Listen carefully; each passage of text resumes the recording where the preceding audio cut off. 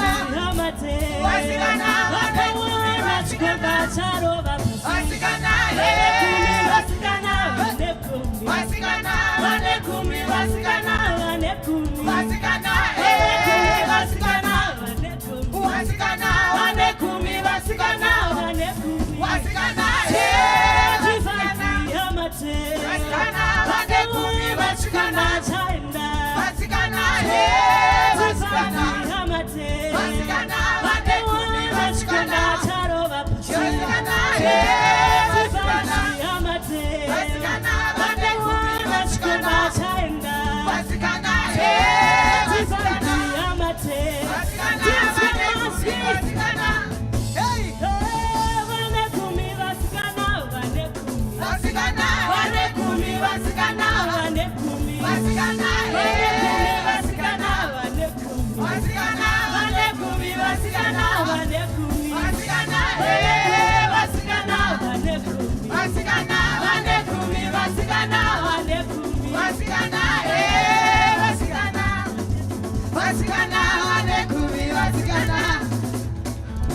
Hey, divine Tamadeo. Wasikana, Wanekumi, wasikana, wanekumi. wasikana, Divine Tamadeo. wasikana, Wanekumi, wasikana, wanekumi. wasikana, Divine Tamadeo. wasikana, Wanekumi, wasikana, mabauna. wasikana, Divine Tamadeo. wasikana, Wanekumi, Chimotambira Jesu. Cha cha cha cha cha cha cha cha cha cha cha cha cha cha. Vana vanogona kudzanira Mwari here apa? Ande.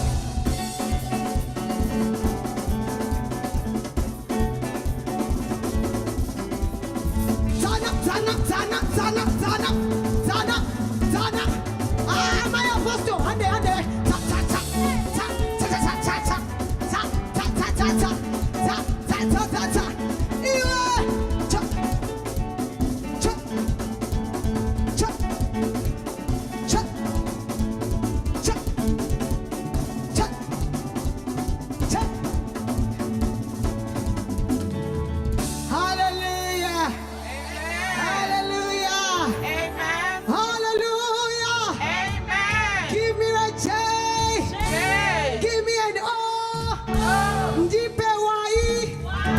Ndipe ai. Zinoti chinyi. sorry, Ndazvisa pachishonaka. Hallelujah. Sisenkonzweni yokuhlabelela, hlabelela nawe.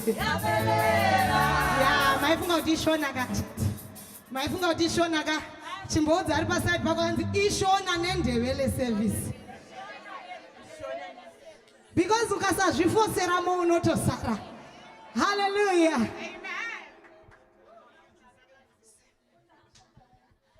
Sim. Sisenkonzweni yokuhlabelela, hlabelela nawe. Sisenkonzweni yokuthumisa, hlabelela. Sisenkonzweni yokuthumisa, hlabelela.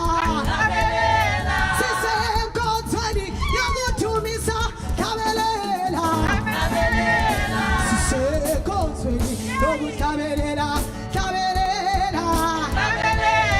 Sisenkonzweni yokubonga usipakade, hlabelela. Hlabelela.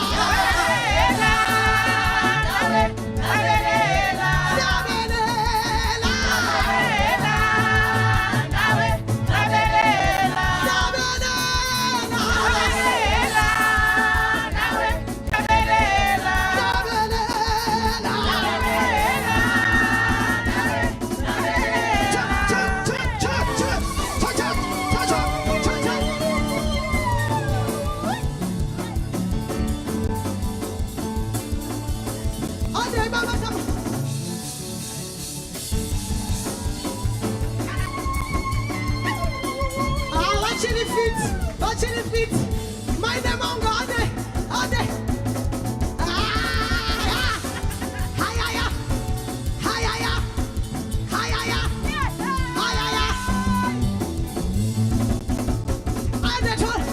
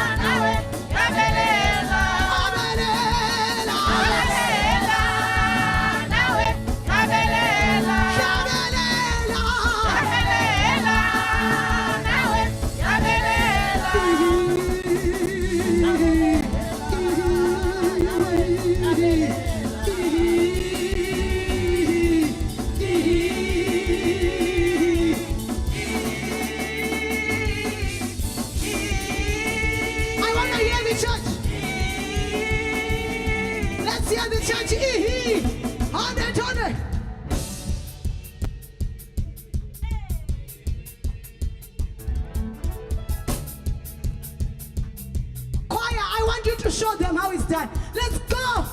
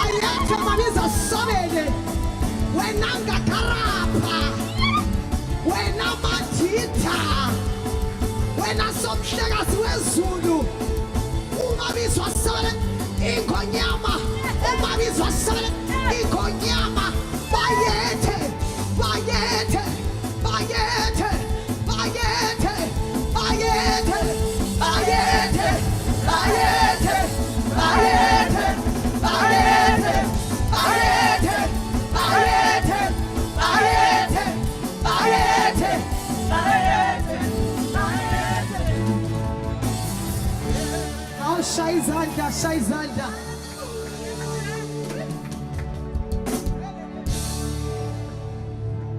Hallelujah. Simza maoko uripo pamangwana nano upe Jehova miri.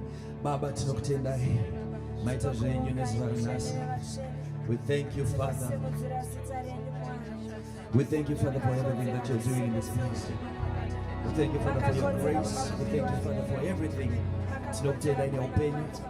Tinokutendai Baba nekutida. Kunyange takanga tisina kufanira. Imi makapa mwanakomana wenyu. Mukatikwanisa mamuri.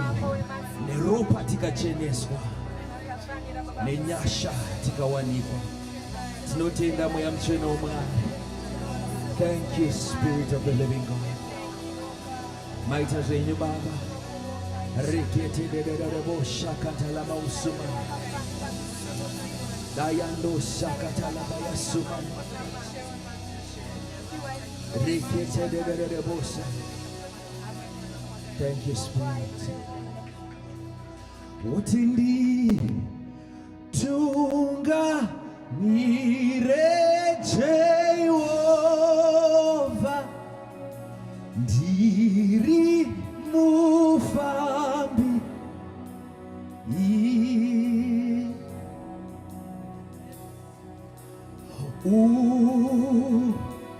nesimba inhandina ndashaya simba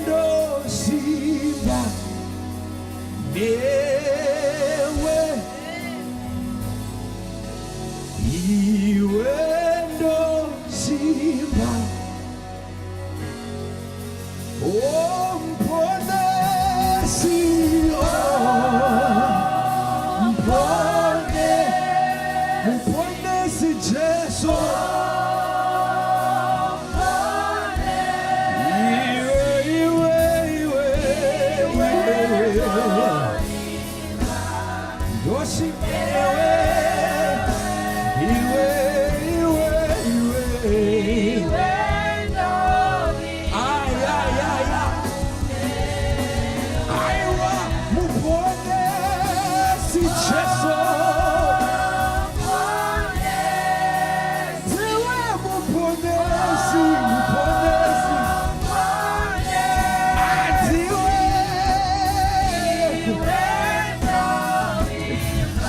simba rangu, wangu Yesu, ndiwe murabi wangu, tonilenewe Yesu, tonabira pamuri Yesu gani, neponesi Yesu,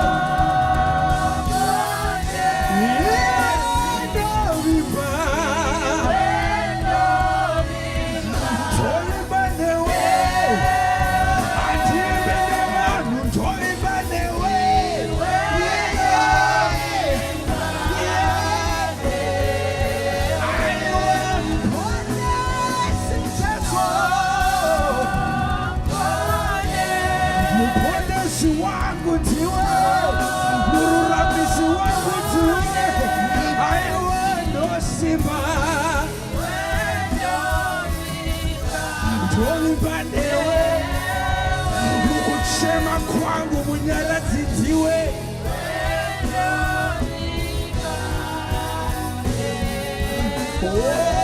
muponesi yasema mfama wako wangu mabwana wano kwa muritimi zose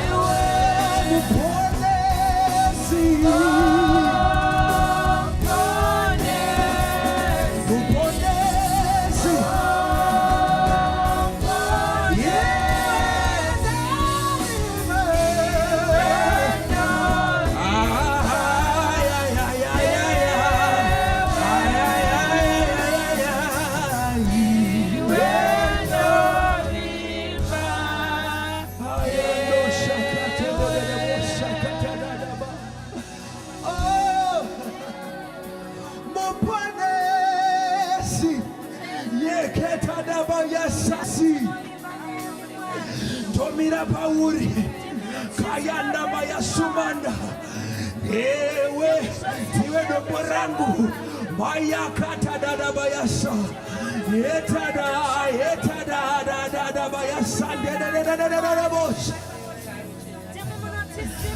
oh muponesika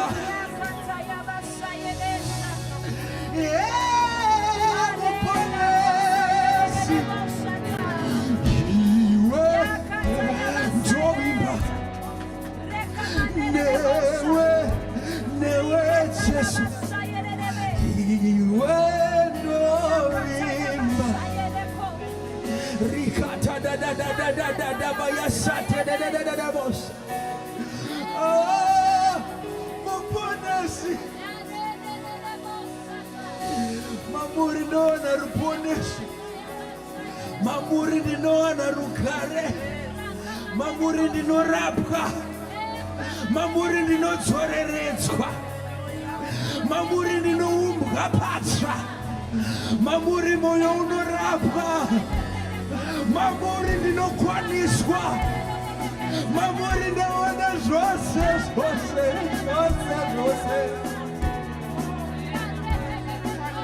aiwa muponesi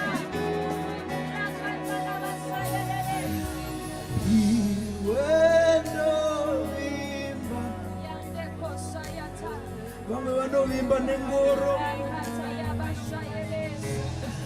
vamwe vachimba nemari dzavo asi zvinhu zvinoora zvapano pasi isi tinovimba nemi moka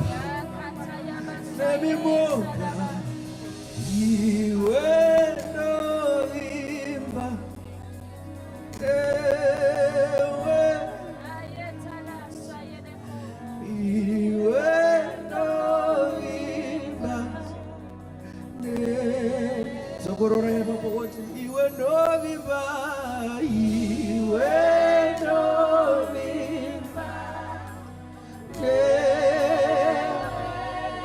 Novimba newe, iwe novimba.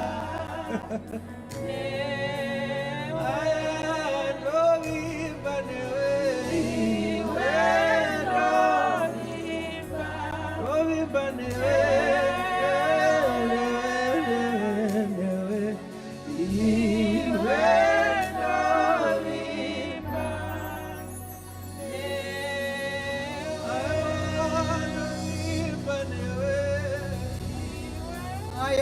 Basaya kata riandara basekete telebebebe yanda simudza izwi rako mutendi kana uchivimba na Jehova simudza izwi rako mwari wangu tinovimba nemi mwari tinovimba nemi Jesu tinovimba nemi muchene tinovimba nemi Jehova nyamasase baba wangu watinovimba naye Jehova wangu waninoteba naye riamanderebe sayakata riamanderebe shikatata imandaraba siyakata indaraba sheketerekese riamandaraba kasayakata muriama inoiriya yakasha muriama yepechko muriama yepechko muriama yepechko muriama yepechko Jehova Jehova Jehova Jehova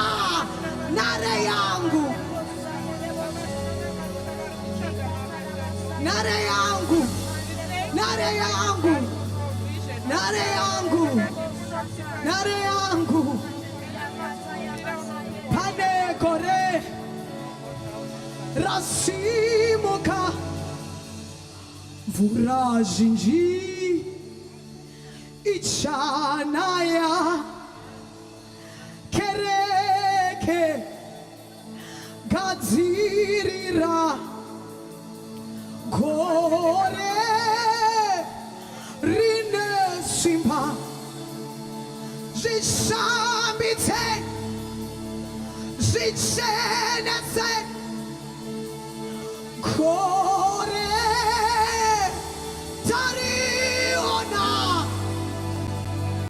gore rine simba richatifu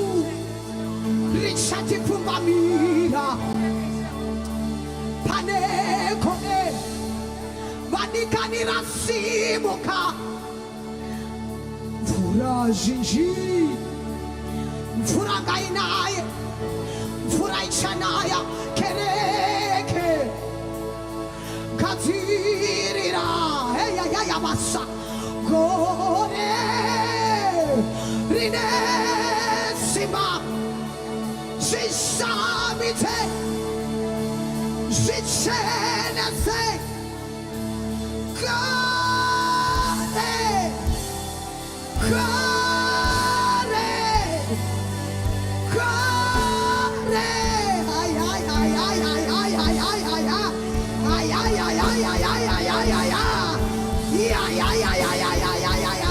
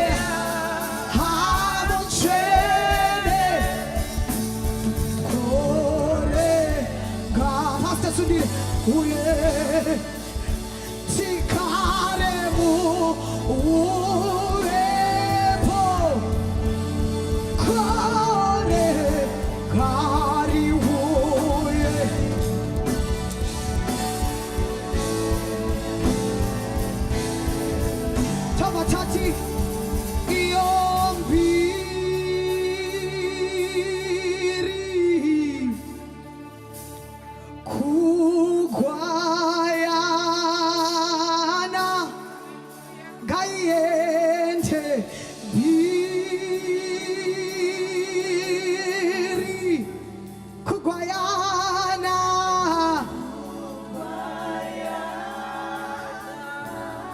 Ramari Mari vanosvidakana tichivarumbidza kudai Ramari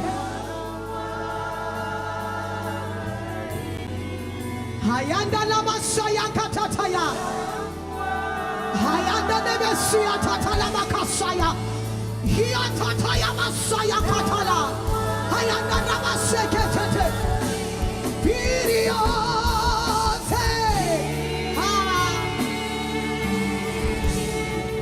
Kayede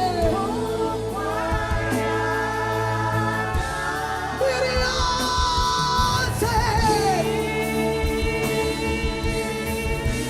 Kukoyana Guayana Ramari Guayana Guayana Guayana Guayana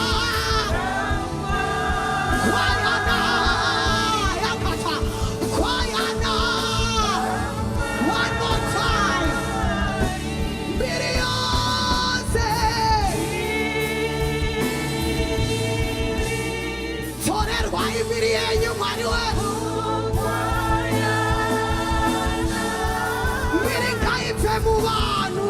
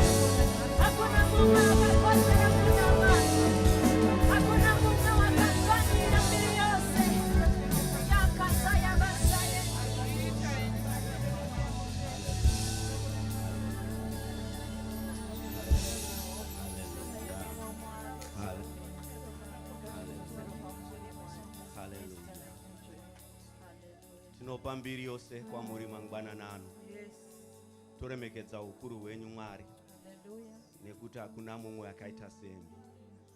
Tinotenda kwamuri Mwari, imi Alpha and Omega.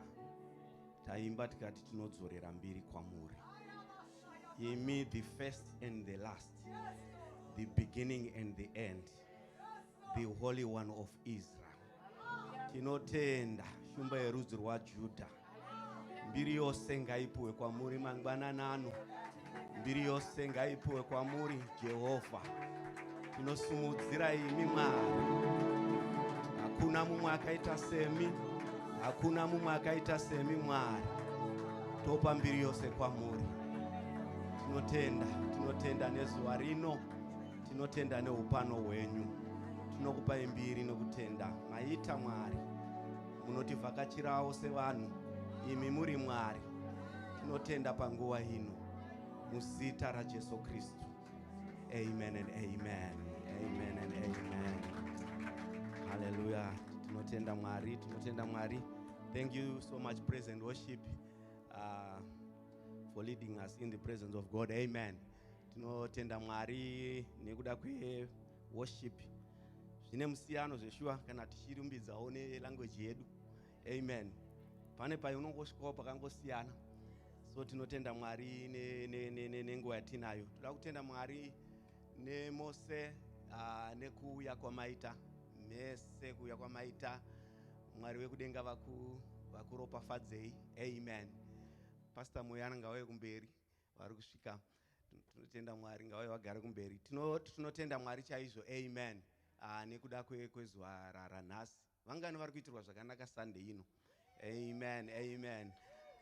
Ndiri kufara tichiona vanhu vari kubata time yeservice yedu. Ndakanga ndiri wari kuti vanhu vachange vachinonoka but ndiri kuencouragewa nekuti vanhu muri kukurumidza kuuya. Amen. Vanenge vanonoka but toda kutenda Mwari nekuda kwezuva ranhasi. Amen. Toda kutenda Mwari tina mother in the house. Amen. Mama mai murefu. Amen. Munoziva time yese pandakauya kuAmerica, kazhinji ndinowanzo kugara pasi nana baba vachitaura nezveministry. Vanhu vakawanda vanenge vachitaura wisdom mandiri. But for the first time, this time, I had a chance yekugara namother vachitaura ministry on a perspective of a mother. I know kuti makakomborerwa pavaiparidza paconference, but ndikada kuva selfish amakanzwa zvaizva, it's nothing compared to kana ukagara navo one on one vachidownloada zvavainazvo zveministry. She is very gifted on one, ndopa vantori more dangerous. Amen. And she has a lot of experience mu ministry. I think wakaona mukataura kuti murefu kuZimbabwe nyange uchienda kuMethodist stero unotoriziva chete. Amen. But it's a big church and they've been leaders for all these years. Vachiona ma ups and downs, but they've still survived. No one anoda kuteererawo sometimes. Amen. Hallelujah. Tiwabvunza kuti makazofambisawo sei. Amen.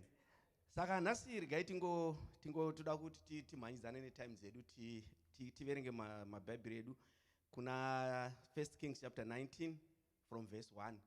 Like baba machakerezvo vangu vachitaura, kana iri sona service hatisi kubva tatoti 1 King madzimambo echitanhatu nechi aiwa, tinongotaura matauriro atinoita shona tiri kumaraini ndo watichangoita panguva ine. Amen. Vanhu munosanganisa 1 but tinongotaura tiri kuZimbabwe zviringori normal. Amen. Saka musazononzi kunamira ririmu chidangotsvaga kuti shona inoti chii. Tinoziva tese chirungu vanhu vari muno but expressa nenzira yako. Amen. Saka 1 Kings chapter 19 kubva paverse 1 inotizvo, when King Ahab got home, he told his wife Jezebel everything Elijah had done, including the way he had killed all the prophets of Baal. So Jezebel sent this message to Elijah, may the gods strike me and even kill me if by this time tomorrow I have not killed you, just as you killed them. Elijah was afraid and fled for his life. He went to Beersheba, a town in Judah, and he left his servant there. Then he went on alone into the wilderness, traveling all day. He sat down under a solitary broom tree and prayed that he might die. I have had enough, Lord, he said. Take my life, for I am no better than my ancestors who have already died. Let us pray. Father, we want to thank you for the reading of your word. Tinotenda Mwari nekuparidzwa kweshoko renyu. Tinopa mbiri nekusumudzira zita renyu mangwananano. Muzita raJesu. Amen. Nhasi ndoda kuti nditaure handisi kuparidza ndichimhanya because ndatumwa from the heavenly throne. A message from the heavenly throne. A welfare check. Welfare check mu America kwacho vanoriti wellness check yekuti mapurisa anogona kutumwa pamba kunotarisa kuti vanhu vari safe here pamba. Vanongotumwa vonotarisa kuna kuti panhu pari safe here. Saka nhasi ndatumwa nedenga for a welfare check. Muri sei?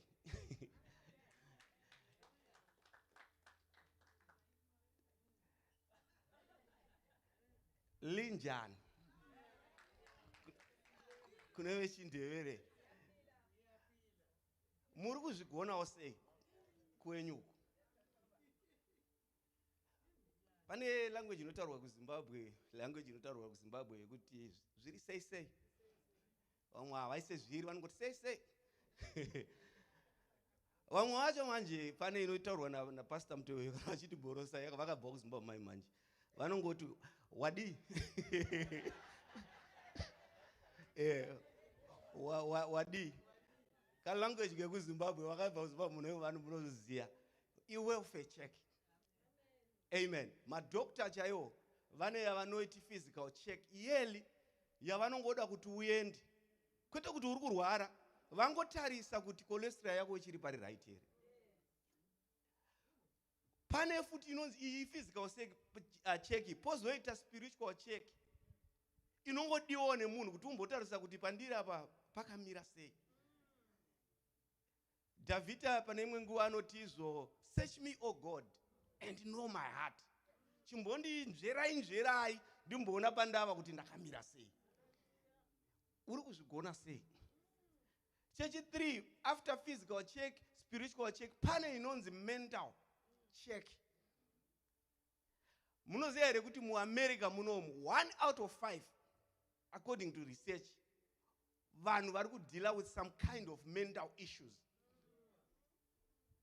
Ndosaka ndatumwa kuti ndimbobvunza kuti muri sei. Ani munoziva kuti vanhu vakaenda even sometimes ameno ukambotaura fanika nevanhu vari kuZimbabwe unonzwa mwana wehanzvadzi wabva watadza kuti uchangozonzwa kuti ndakafa. Hauchambonditsvagi mazuva ano. Pane inongonzi welfare check. Inongodiwa yekungoti unzwewo kuti abiya vako ava zviri sei. Andimoona kana tichiuya takapfeka hedu hembe dzakanaka kudai. Zvinoita kunge vanhu vese kalife kacho kari right. Kuti nditoda kunongedzera wani kuti zvazvina kumira zvakanaka munhu unotosya kuti anozonditi wandiwanei. Nokuti vamwe vacho vakatofitwa zvokuti kuti azofitwa futi nenyaya yemental health hazvisi kutombopindirana. Asi mental health is real kumaKristu. Pane murume ainzi Pastor Andrew Stocklin na 2018 August 2018 aiungana nechechi hombe kuCalifornia. He was a big pastor ane chechi hombe kuCalifornia. Akaparidza message achishandisa mascripture andashandisa. Message yake yanga yakanzi izvo, there is hope and there is help available. Akatanga kutaura research achiresearcha what people are going through mentally, struggles are kuenda vanhu. Apedza kuparidza message hiyo 12 days later akacommita suicide. A mental check is real. Haine kuti munhu anoshimanda. Mental check is very very real. Inonetsa, especially kuvanhu vechirume. Kuna pastor akandidzidzisa kuBible school. Akatidzidza naMuteuya. And mama vanoziya anonzi Pastor Dambadza. Was a very powerful man. Vachititicha kuBible school. Very quiet, he was a role model. Paiuya kuzopiticha kuBible school. I think baba akanyangarira vanomuziva. Takazongoverenga kunzwa kuti vakazvidonedza pabuilding vakafa. Tikaona maimage emunhu waMwari ari patara. A powerful man of God. Ndati zviri sei. Muri kuzvigonawo sei. I know kuti messages hadziparidzwa hadzo muchechi. Munoda zvefaith, munoda zvekudonha nekumuka. Handiri mazvona. Nokuti tikada kutotaura nyaya yemental health vamwe vanobva kuti tinoita kunge takutaurira munhu kuti hauna faith. Handiti? Regai timbotaura nyaya dzemental health. Hallelujah. Munoziva pamental health pane zvinhu 3 zvatinotaura nazvo. Chekutanga inonzi emotional well-being. Emotional well-being ndo yekuti how do you manage your feelings like sadness, anger or joy. Emotional well-being yako. Church 2 kune yavanotizvo psychological well-being. Psychological well-being ndeye kuti izvo how do you think about yourself iwe nevanhu vari around you. unofunga sei pamusoro pezvako usati waenda kuvanhu iwewe wacho usati wafunga nevanhu vane zvako. Chechi 3 pamental health vanotaura inonzi social well-being, yekuti how do you connect and maintain my relationships nevanhu. Amen. Ndo mental pavanenge vachitaura nyaya yemental health. Saka pamental health pane inonzi good mental health, yekuti kana wasanganika munhu anogona kudhila nekuhendla masituations anouya.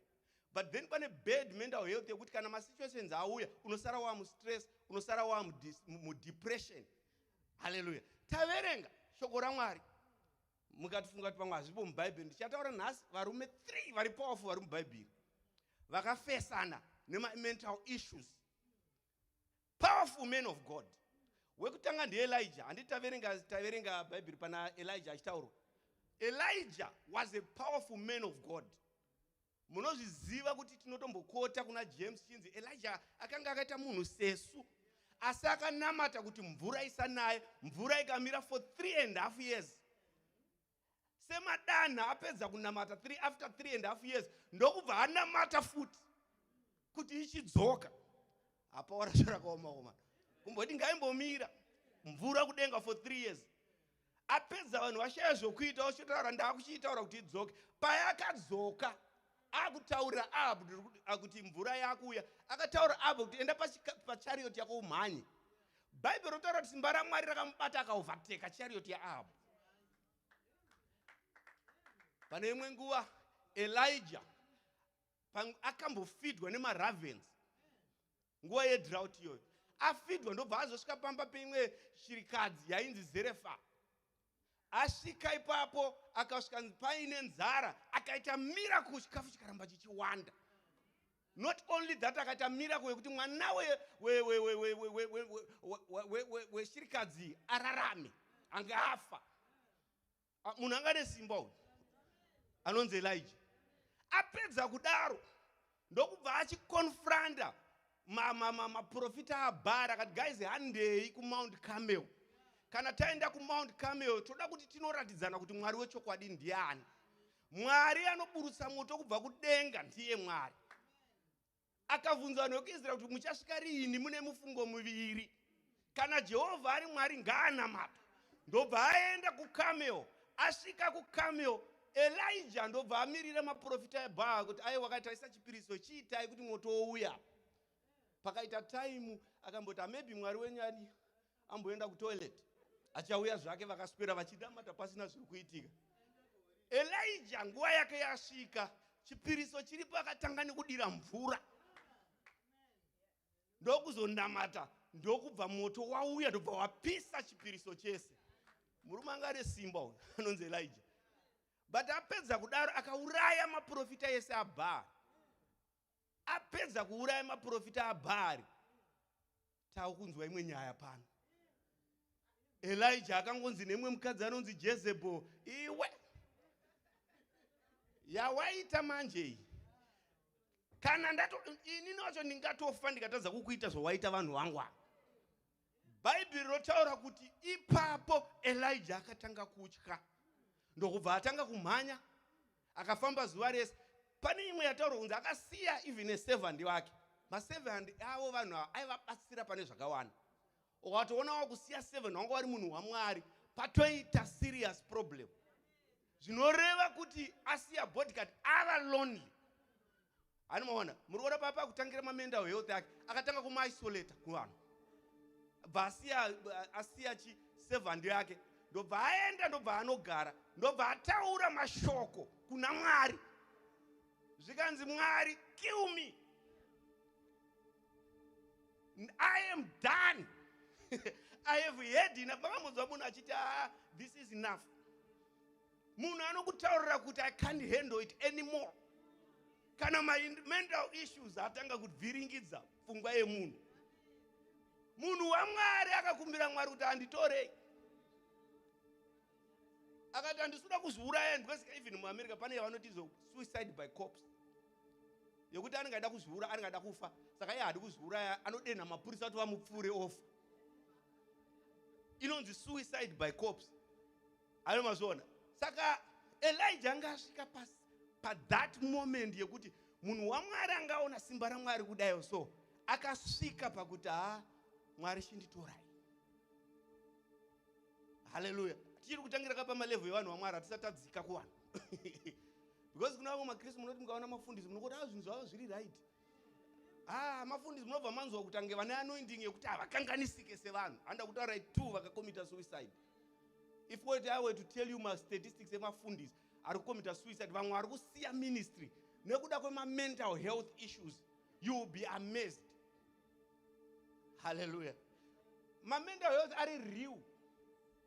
Munhu unotanga kunetswa ne mental health, mwana wako anetsa. Unotanga kunetswa nema mental health issue, marriage yanetsa. Uno affect ka mental health issue kana kubasa business ranetsa. Ende kazhinji kacho muri kuona Elijah ndiye akatoya pakatiza akanotaura aruko.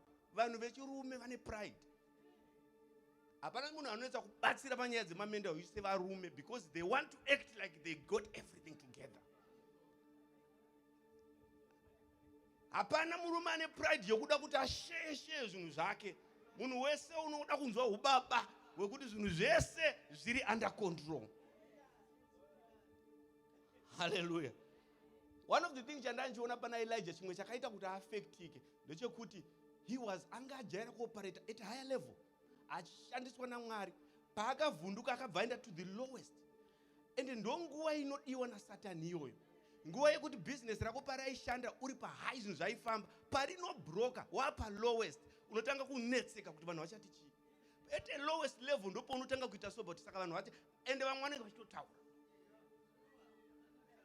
Pama lowest level wako yekuti business rako raramba ndopana imba yakutorwa.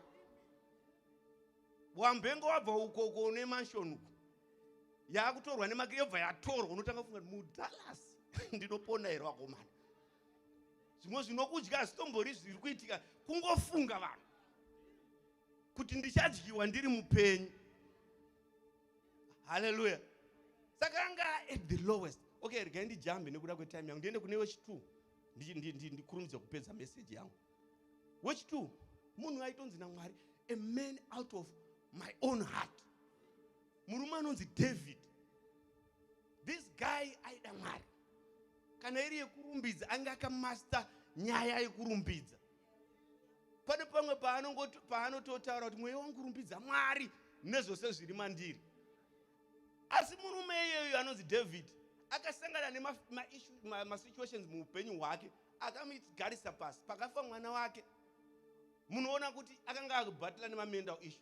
Pane nguva yakatorerwa kingdom yake nemwana wake akatiza achitiza mwana wake zvikatanga kumuaffecta mentally. Pane time vana vake yavakarara nevakadzi vake.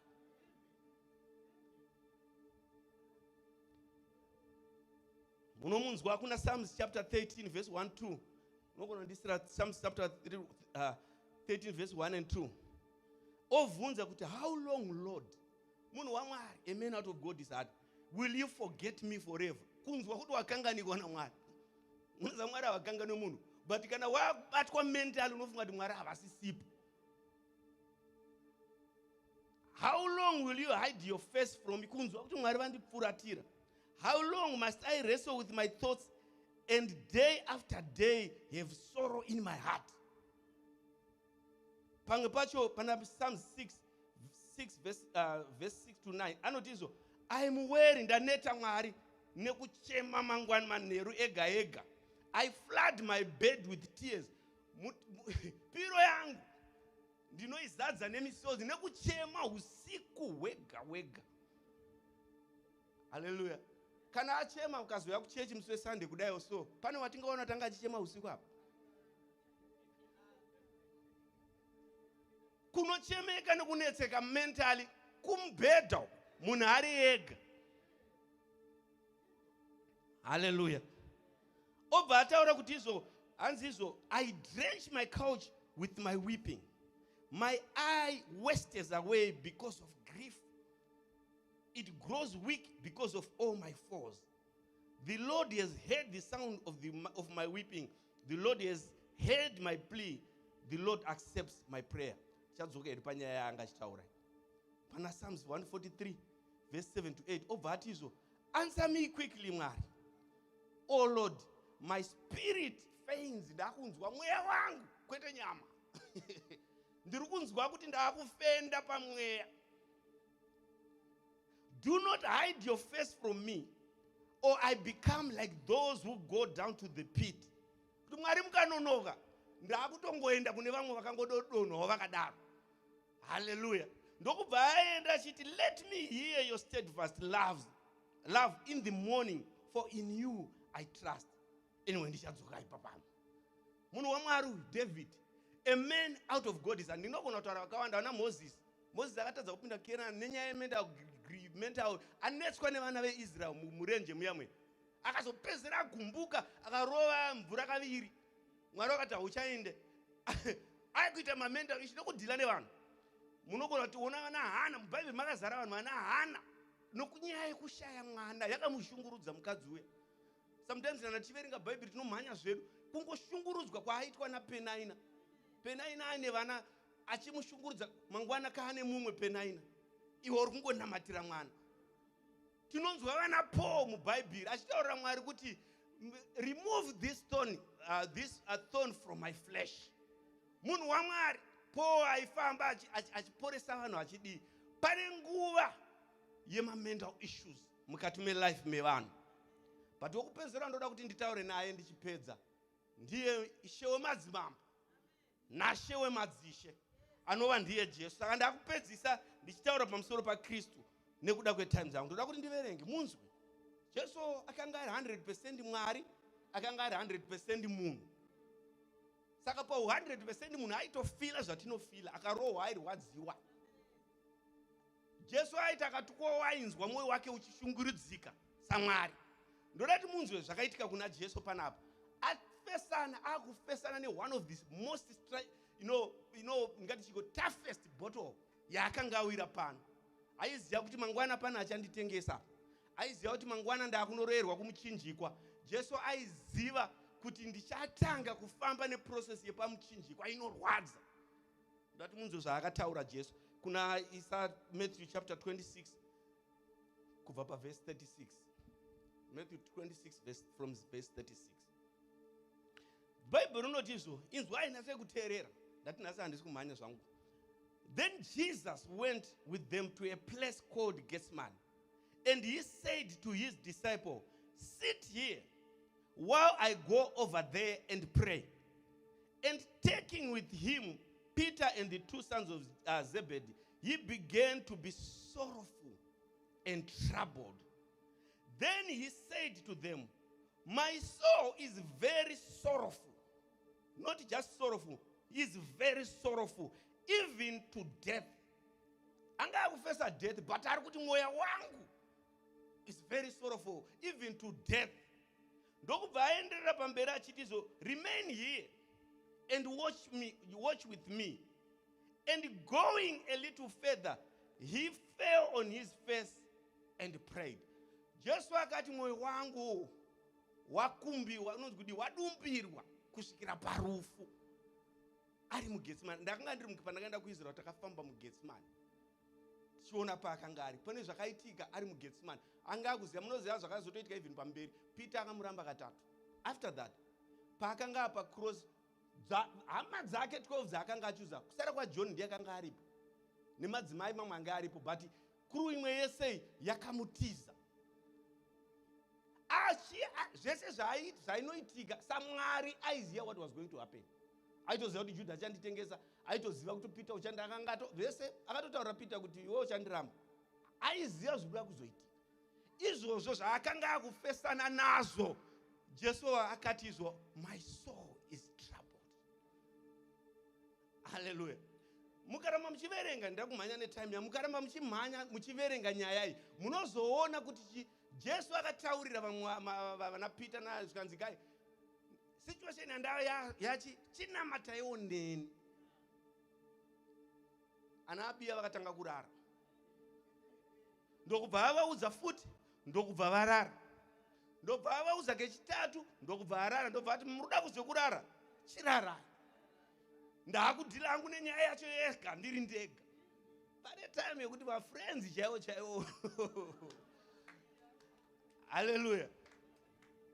Akati izvoyo chirarai ndokubva aenda ayega. Chinzwai munamato wakaparidzwa wakanamatwa naJesu. Jesu akasvika akati, Mwari, mukombe wedai zvaibvira wapfuura, zvakakora zvinhu zvandakusangana nazvo izvi, ndakunourayi, zvandichaitwa nevanhu ava ndiri kuzviziva. Dai zvaibvira mukombe uyu wandipfuura Mwari. Asi ndobva azoti, asi Mwari, kusave kuda kwangu asi kuda kwenyu. Now tauda kutaura, muri kuona kuti tauda kudzidza from Jesus kuti akahandla sei mental issue. Tozodzidza futi kuti Jesu wacho akabatsirawo sei vakanga vane mental issue. From vanhu vandataura vatatu ava, chinhu 1 chakanga chiri common kwavari, vese Elijah akataurira Mwari. Haana kuenda kuvanhu, akati Mwari, imi kana muchida ndiurayei zvenyu. Haana kuenda kuvanhu, saka akanamata. Ndo chinhu chekutanga chaakaita. David mamunzo aitonamata kuti Mwari, usiku handisi kurara ndichichema. Aiadresa Mwari, panga pasina mafriends apo. Jesu panapa angatosiyiwa nemafriends aega, akaadresa kuna Mwari zvikanzi, Mwari, dei zvaibvira mukombe uyu wandipfuura. Chinhu chekutanga mudikani, kana wane mental issue, first call ndiye kuna Mwari. I will never overemphasize the importance yokutaura naMwari pane zvaunenge uchiita go through. Dambudziko ratinaro kana zvadaro tinoenda kuvanhu. And guess what? Vanhu vanogona kuzviwedzera. Unomuudza kuti iwe ndingokuudza iwe. Vanhu sevanhu. One of the biggest mistakes inoitwa nevanhu kana vakuenda through mental issue kuenda kuvanhu. Tikatokubvunza kuti pane ukangomuka kana pane zviri kukunetsa unofonerani? Asi vanhu ava 3 ama great men of God vakameka sure kuti vakaenda kuna Mwari. Church 2 chakaitwa nevanhu 3 ava chandafarira, they were very honest kuna Mwari. Mwari ndoda kuti ndife. Inini handa problem newe kana ukanzwa nemakuwa uchiita makuwa kuna Mwari. Are you all right? Be very honest kuna Mwari. Be very honest kuna Mwari. Ndichazigona ndapa point yokuda kufa. Be very honest kuna Mwari kuti zvinhu zvandiremera Mwari. Ukaita honest kuvanhu usingaite honest kuna even ma counselors. Ndiri chaplain. Ndakagraduate for chaplain. You know, counseling, ndakaita counseling pandaenda kuchikoro. Sometimes vanhu vanotaura kuti seek help, enda kucounseling. Munoziva zvinoitwa nemacounselor, zvavanongodzidziswa kuva ma-good listeners panyaya yako. Hapana zvimwe zvakawanda, havana mapiri. Macounselors anogona ngokuteerera, unogona kutaura 1 hour akangonyarara achikuteerera so. Iwe wega even akasapindura ukabuda ndogona kutotanga kufila better. Ukangomuteerera counselor zvakachitaura uchidurura zvese zviri pamwe. A good counselor is a good listener. Kumusiya munhu achita Paul. Why? Because munhu paanouya ane zvinhu zvakachengetwa. Chinhu chakachengetwa chikasabuda chinokura. Ukachengeta rudo runokura. Ukachengeta ruvengo runoita sei runokura. Chinoramba chichikura, choramba chichikura kusvikira chakukurira iwewe.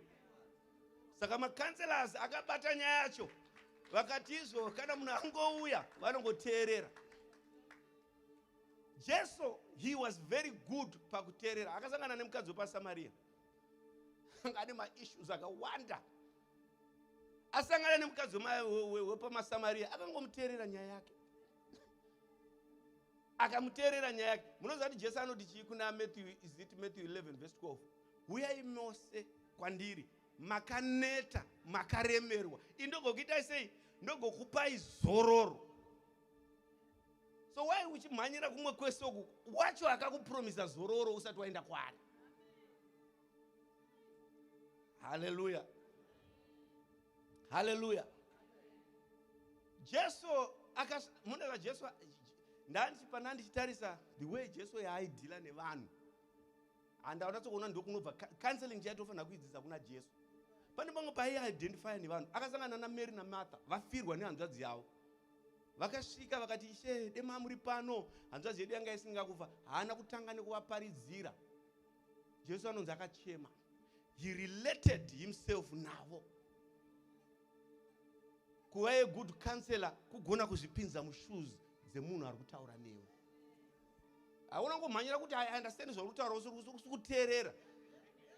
Kana kuti ndo zvacho zvingakuchemedza here izvozvo, ungachemedzwa nechinhu chakadai so. The moment yaunotaura mashoko iwayo warasa munhu. Hallelujah. Zvinotichemedza zvakasiyana mani. Vamwe vanochemedzwa nemaspider, vamwe vanikuona nyoka. Takasiyana vanhu. Hallelujah. Aunobva kuti hayi ungachadzinyu here. Aiwa, kana achitotsadzinyu tangira ipapo. Padzinyu ipapo. Hallelujah. Denge rinyoka ungabva wachikadzinyu here. Dzinyu harina zvorinoita handitoribata kairi. Harina zvorinoita dzinyu. Kana achitochema nedzinyu, a good counselor unotangira ipapo. Hallelujah. Amen. Nzwisisa munhu. Kana munhu atombokutaura kuti zviri kundinetsa izvi, nzwisisa palevel iyoyo. Hallelujah. Amen. Jesu, he was a very good listener. Identifier nevanhu. Bible rinoti izvo, he heals the broken-hearted and binds up the wounds, their wounds. Jesu anorelata nesu, oita action. Saka chekutanga chaunenge uchifanira kuita kunzwisisa munhu kana uchata kanga. Saka zvandiri kutaura tiri pachechi kana. Vanhu vari kuenda go through a lot. Hallelujah. I know in India I'm a practical preacher. I think by now I'm harvest Moses. And this okujambisa ndoda kutaura zviri practical. Zvinombondisa hazo mutraburu but practical gospel rinopinda. Hallelujah. Rinonetsa mama because ukataura kuti rudo kana pane vakavengana vanofunga kuti kuparidza iwe. Ukataura kuti ngatinamate kana pane asiri kunamata vanofunga kuti kuparidza. Ndo zvinonetsa practical. Anything chaunotaura chiri practical. Kana munhu asingaite church anofunga ndiwo wakumutaura. That's the problem yepractical gospel. Ronori risinganetse nderekuti maproblems ako are over. Neani maproblem vanzo kuti ndaparidzwa kani shoko ranga riri rangu kuti ndaudzwa nzi maproblems ako 2 years achiripo maproblems aya. Isiturungo kutaurira chokwadi chekuti kana usingade kuti ita munhu practical zvinenge zviri practical but ukazvitaura chete kana paine mumwe pane nyaya iri kutongoitika wakutoita ngorudi uri kutaura nyaya iri kuitika. Saka unopedzisira a practical preacher unopedzisira usina zvokuparidza kuti ukada kuparidza izvi pane futi vachabva vati ukada kuparidza izvi pane futi ndo zvinonetsa practical gospel ende rinokupinza mutrabble but it's okay. Sometimes ndinozongoti kana Mwari mandipa kana vari 2 amandituma ngavangoteererawo ivavo. Hallelujah. Pane mumwe munhu akazombondibatsira akati iwo ukagara uchiti waparidzwa iwewo kana uchiba alright auya kuzokuparidza kuiba kwacho kwagara kwakaipa. Saka akakuparidza kuti regera kuba zviri mubhaibheri kuti usaba saka uri kudii ngotendeuka wotogumbuka kuti ataurire kuti ndisabe iwe uchiziva kuti uri kuba. Saka I think pastor Goro aigara achiti ichi unofunga ndakatumwa zoparidzira mombe ndakatumwa kuparidzira iwe ndokude handiparidzire mhuka ndoparidzira vanhu handimazona. But what I'm just saying inini I like to be very practical. Saka natiri maKristu kudai vanhu vakaremerwa nguva inoi amwe havagone kuuya kuzokutaurira hai hama dzikare munoziva zvinhu zviri kuitika negovernment yedu iri kunowe zvinogona kuisa munhu ine mental state. Ndoziva yangu kuti maZimbabwe makasimba. Muzimbabwe unomona achitamba kwa Jah Praise ako unofunga kuti munhu iye ane 2 days asingadyi.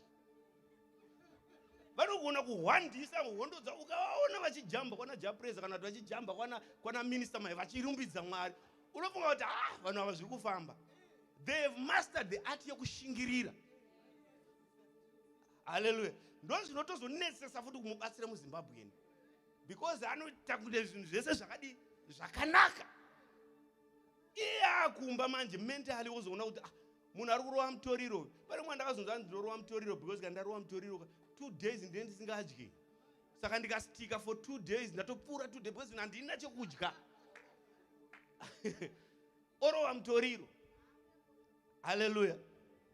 Saka tinofanira kunge tiri vanhu kuti kana tichitouya kudai kana munhu akaremerwa usawedzera burden pane zvine munhu. Kutoti atozombogona kuuya kuchechi kudai kutoti asvika panapa. Inyasha dzaMwari. Hallelujah. Inyasha dzaMwari. Chiregera kana kutombokomenda kuti ndo here hona hairstyle yake haazombofa futi akasvika kuchechi. Hallelujah. Aiwa kama tine matest akasiyana weduwe. Tine matest akasiyana. Ini ndotora Zuda. Ndine mareasons wangu why ndichida Zuda. Ani mazona. Saka mukuda kwangu Zuda. Newo mukusanzwa kurida kuti akumana handifenda kagerwa Zuda inini. Ngatingowirirana naye mukusabvumirana kwedu. Hallelujah. Iwo kana uchidya sadza kuma 6 kumba kwenu. Ini ndichidya kuma 8 obva kuti sadza rumboda kudya kuma 6 here akumana. Tinofanira kudya sadza kuma 8. Ndezve kumba kwako. Respectawo zviri kumba kwevamwe kuti upenyu hupfuure. Hallelujah. Ukasvika kumba kwevanhu kune masoda. Munodya masoda pamba panapa vasiye vadye. Iwo kumbira mvura. Womwe mvura yako wakanyarara. Siya vanhu vaite zvepamusha pavo. Hallelujah. Kumba kwedu isusu takatobhana masoda, hatisi kumbodya masoda, tave mvura. Ndezve kumba kwako. Hallelujah. Amen. Kungogona kugarisana nevamwe kunzwisisa kuti akumana ka this world is heavy. Hallelujah. Kuna mumwe munhu ari kutoshaya kuti akumana ka this month ndiri kuzvifambisa sei. Be nice. Kune ma-mental issues anoitika. The last place yekuti munhu anoda kuzosangana nemamwe ma-mental issue kuchechi. Kuchechi ndokutoya kuti unoziva wani ndasunungurwa tenda imwe ndakutosefesana nawo zvangu musi wemande kubasa but ndandiri kuchechi mwoyo wangu wakasununguka.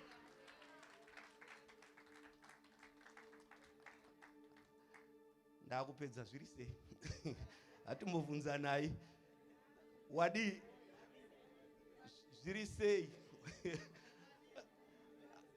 Hallelujah. Zviri sei. Muri kuzvigonawo sei kwenyu. Muri kuzvigonawo sei kwenyu. Hallelujah. Hallelujah. Mental health. Hallelujah. Hallelujah. Ndangoti ndingouyawo ndabudza ndatumwa from the throne yedenga. Ngochekawo pamuri. Mangwana munhu asazoti pastor did not check on me, ndiri kucheka kwamuri. Wadi ndakafarira inotaura kuti wadi. Kana kuti linjani. Ndadzidziswa linjani makusena ano linjani. Zviri sei amadikana. Munoziva tikangogona kungoita magirisi anongobvunza uno mune zvakanaka zviri sei kwako. Amen. Nyange akasa kutaurira the fact yokuti waenda in a nice way ngokuti zviri sei. Uzana achingokufungawo zvinhu zviri sei. Izvozvo zvinohila. Kune vanhu vari kumwa ma antidepressant pills nenyaya dzemastress. Shuga inokwidzwa nestress. Ndiri kunyebera mai magosha. Stress chaiyo unotanga kuenda kwadokta achiti wapa pre. Ngairambe ichikustressa uone. Unopinda muchi. Vanhu vari kuenda go through. Tikada kuvhura mabhega nevanhu ma-pain medication zvakangozara mumabhega. Vanhu vari kuenda go through. Hallelujah. Vanhu but hapana akambofitwa apa kuti ndikaona ndikatombotabva neku-CVS pharmacy. Mese kana makanditesa zvinhu zvese zviri right. But people are going through. Hallelujah. People are going through muma-marriage. People are going through zvinhu zviri kuitika mukati meupenyu hwevanhu. Chechi ngaive chechi ine rudo, inonzwisisana. Hallelujah. Hallelujah. Ende inorwirana. Kuti kana chamuwira wika uyu hazvirevi kuti haana mati. Kuti mwana wake akazoti hazvirevi kuti haana mati. Kuti sekuru wake akazoti hazvirevi kuti haana mati. Hazvisekani zveupenyu. Hallelujah. Because ukanzwa vaKristu vamwe vakuitika zvaitika kune mumwe, unofunga kuti chii unoziva zvinouya mangwana muri sei haleluya amen musatange vadzidzi vajesu vakaramba kanawo ndati ndodawo munamato a good friend you go all the way nomirawo neni kusvikirawo dambudziko rangu rapera kuti kana mangwana rako rauyawo ndomirawo newe haleluya mwari wekudenga vakukomborerei pamamachaka ere nekuda kwetime amen.